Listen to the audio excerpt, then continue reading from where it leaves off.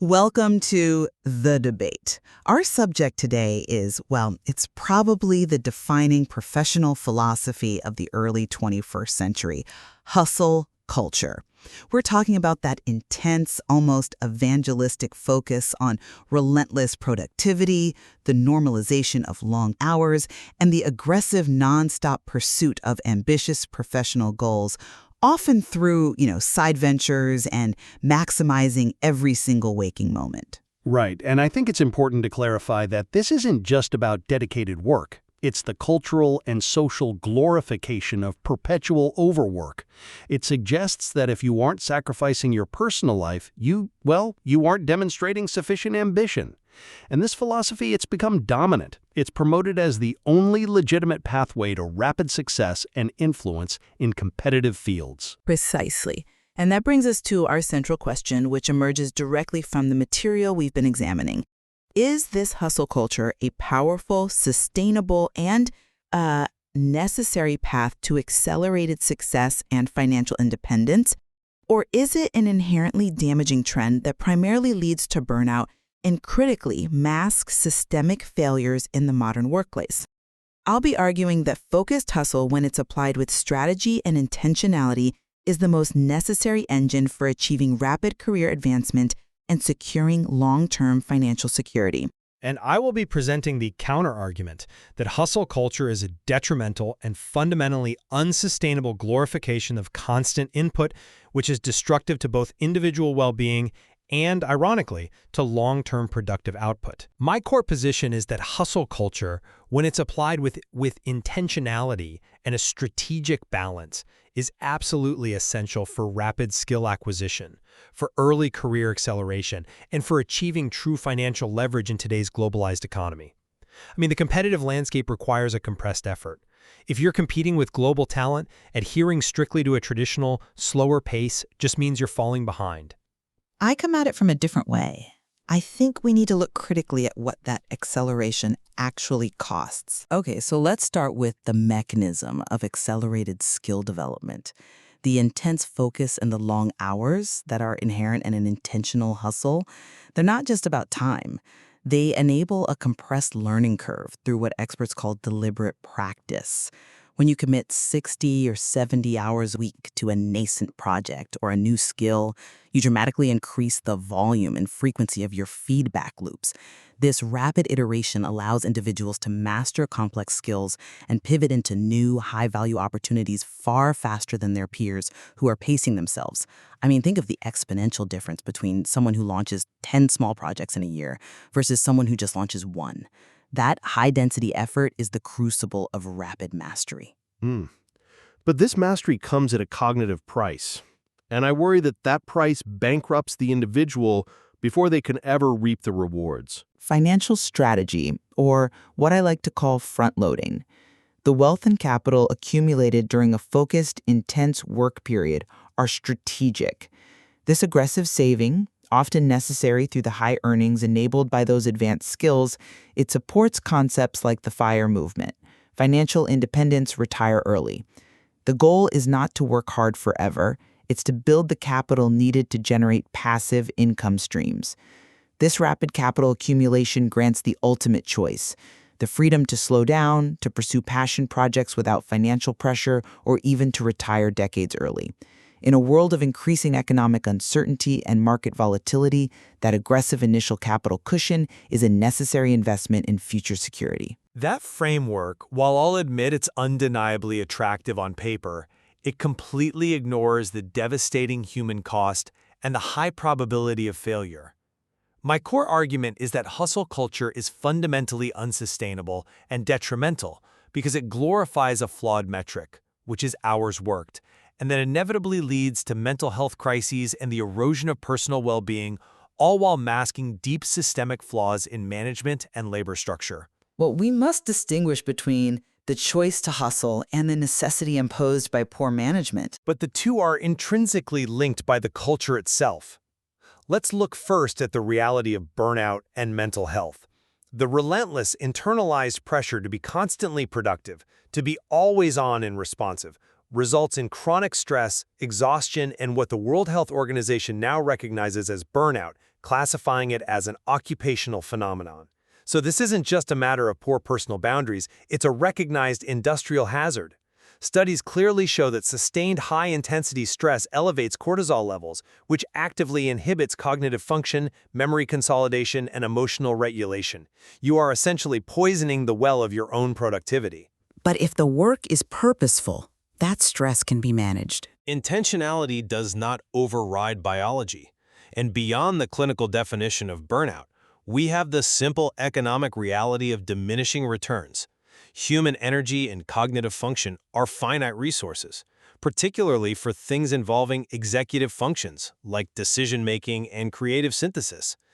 We know from organizational psychology that productivity per hour drops sharply, usually after 40 to 50 hours of concentrated effort. Working past that optimal capacity is counterproductive. You start making more mistakes, your creativity plummets, and the quality of your output suffers significantly. Success must be measured by output quality and innovation, not merely input hours.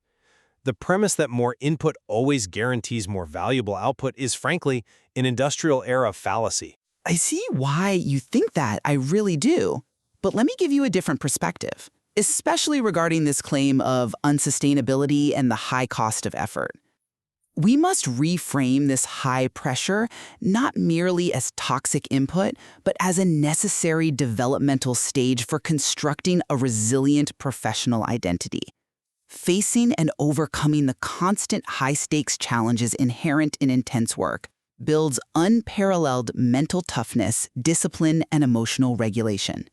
Mental toughness under chronic duress is not resilience. It is resilience in action.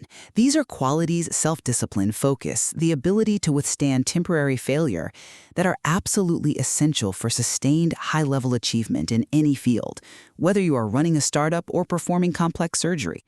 The self-discipline required to consistently manage a demanding full-time job while dedicating 20 or 30 additional hours to personal, high-leverage goals.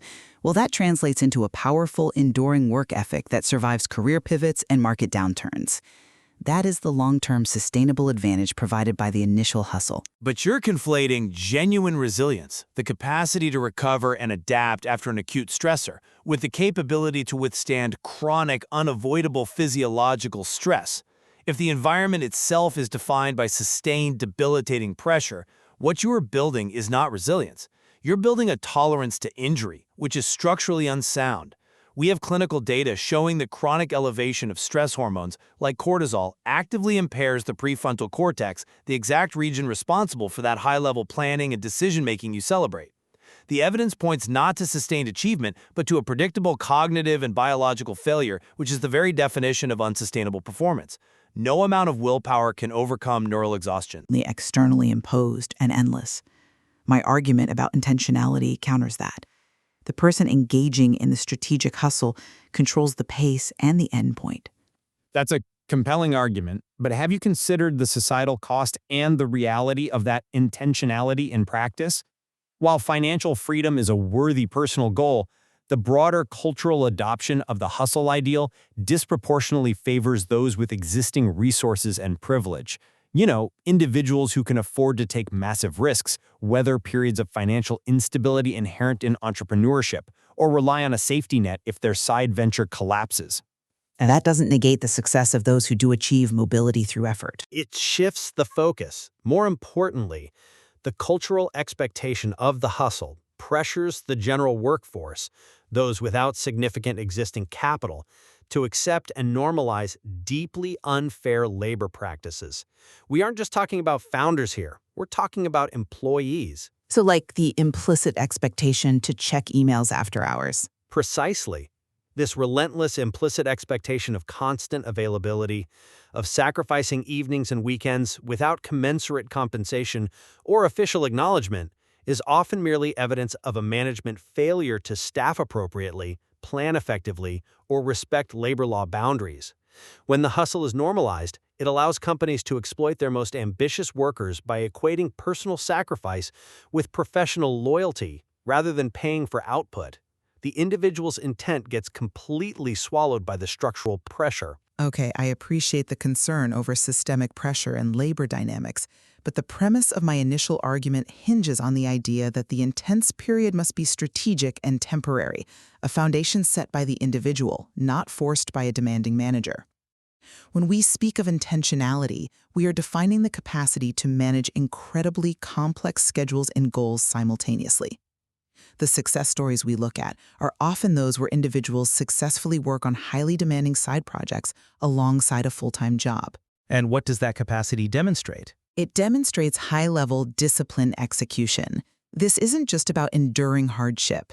It proves the capacity for rapid mastery and managing a high cognitive load. This discipline is required to maintain true balance, even when the hours are long, because the individual is prioritizing their own goals. They are using the intensity as leverage to exit the very systems you describe as exploitative. If you secure early financial independence, you are no longer subject to poor management or understaffing. The short-term pain is the cost of buying control. I'm sorry, but I just don't buy that. Let me tell you why. The argument that individuals are simply gaining discipline through high-intensity work fundamentally misreads the physical and cognitive limitations required for long-term health and peak performance. You claim this initial effort leads to sustained achievement, but the evidence of diminishing returns is just too strong to ignore, especially in fields demanding novel solutions.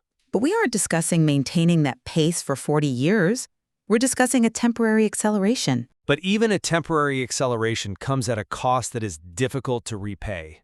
When cognitive resources are depleted due to chronic sleep debt and overwork, the quality of your output rapidly degrades. The person who works 80 hours a week might technically be processing more input, but they are dramatically increasing the error rate and failing to generate the truly creative, synthesized ideas necessary for high-level breakthroughs. If your foundation requires breaking down the core mechanisms of peak performance, your executive function, and your physical health, that foundation is inherently unstable. You are setting yourself up for a guaranteed lower quality of life, and often the delayed gratification of financial freedom never even materializes because of the inevitable crash. But let's return to the distinction between forced work and chosen effort. That distinction, for me, remains critical between the involuntary exploitative overwork dictated by a paycheck, which is clearly detrimental, and the focused, self-directed, intensive effort aimed at accelerating wealth creation and skill acquisition. One is driven by a necessity imposed by others, the other is driven by a conscious choice for long-term control. The successful application of hustle culture is precisely that strategic, front-loaded investment. It is highly active, high-leverage risk management. Yet, even when it's self-imposed, the culture intrinsically champions flawed metrics, the visible effort, the input hours. By celebrating the number of sacrifices made, the missed sleep, the abandoned relationships, we fundamentally risk confusing visible activity with valuable contribution. The social narrative of, "I must hustle," often serves as a badge of honor, displacing the actual value of intellectual capital generated. This emphasis on constant activity inhibits the deep, often slow, reflective thought that's required for genuine innovation. We both agree that quality of output matters most, but my point is that the speed at which high-quality output is achieved, particularly in early career stages, is accelerated by intense, purposeful dedication.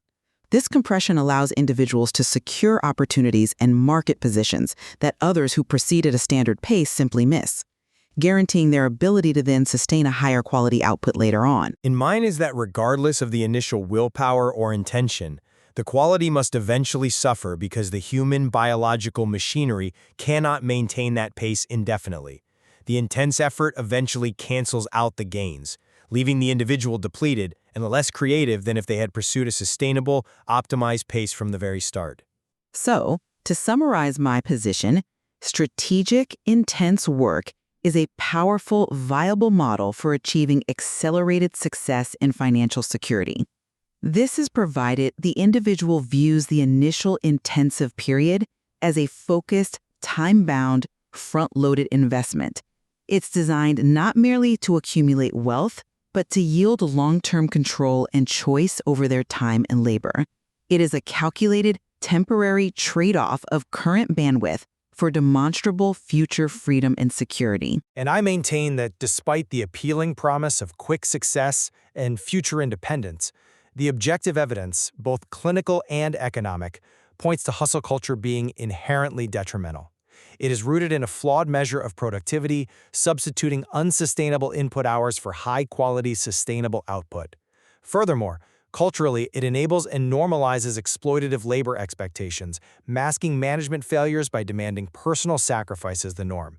The risks of crash and burnout, in my view, far outweigh the speculative rewards. We are left then with the fundamental tension between the pursuit of rapid early financial gains, seeking leverage over the system, and the protection of long-term cognitive and personal well-being, seeking sustained engagement within it. Indeed, the ultimate assessment of the sustainability of this path rests entirely on where one places the highest value, on rapid accumulation and the potential for early freedom, or on sustained quality of life, mental acuity, and performance across a full career trajectory. There is certainly much more to explore in the material regarding how organizational structure either mitigates or amplifies the negative effects of this cultural trend.